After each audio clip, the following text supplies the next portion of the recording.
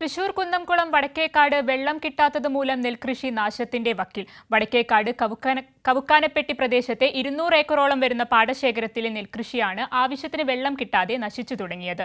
ജലസേചനത്തിനായി വെള്ളം ലഭിക്കാതെ ആഞ്ഞിലക്കടവ് പ്രദേശത്ത് പാടങ്ങളും വിണ്ടുകീറാൻ തുടങ്ങി. വടക്കേക്കാട് കപ്ലിയങ്ങാട് പാലക്കുഴി പടവ് കമ്മിറ്റിക്ക് കീഴിൽ കൃഷിയിറക്കിയ കർഷകരാണ് ജലദൗർലഭ്യം മൂലം ദുരിതത്തിലായത്. 30 ഏക്കറോളം പാടശേഖരത്തിലെ 1 മാസത്തിലധികം പ്രായമുള്ള നെൽച്ചെടികൾ വെള്ളമില്ലാതെ കരിഞ്ഞുണങ്ങാറായി.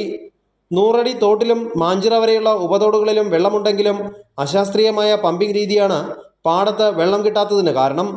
പരൂർ കോൾപടവ് കമ്മിറ്റിക്കാണ് പമ്പിങ്ങിന്റെ ചുമതല. ഏറ്റവും കൂടുതൽ പമ്പിംഗ് ചാർജ് പരൂർ പടവ് കമ്മിറ്റിക്ക് നൽകുന്നത് കപ്ലിയങ്ങാട് പാലക്കുഴി പടവ് കമ്മിറ്റിയാണ്. എന്നിട്ട് പോലും ആവശ്യത്തിന് വെള്ളം നൽകുന്നില്ല എന്നാണ് കർഷകരുടെ പരാതി. നിലവിൽ ആഴ്ചയിൽ 2 ദിവസം മാത്രമാണ് പാലക്കുഴി ഭാഗത്തേക്ക് വെള്ളം പമ്പ് ചെയ്യുന്നത്.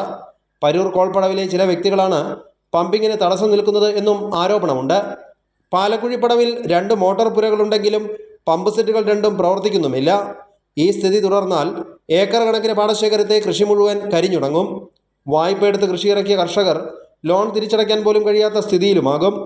സ്വന്തം ചെലവിൽ പമ്പ് സെറ്റുകൾ സ്ഥാപിച്ച് തോട്ടിൽ നിന്നും വെള്ളമെത്തിക്കാൻ കർഷകർ തയ്യാറാണെങ്കിലും മോട്ടോർ മോഷ്ടാക്കളുടെ ശല്യം കാരണം അതിനും കഴിയാത്ത അവസ്ഥയാണ്. കൈരളി ന്യൂസ്, തൃശൂർ.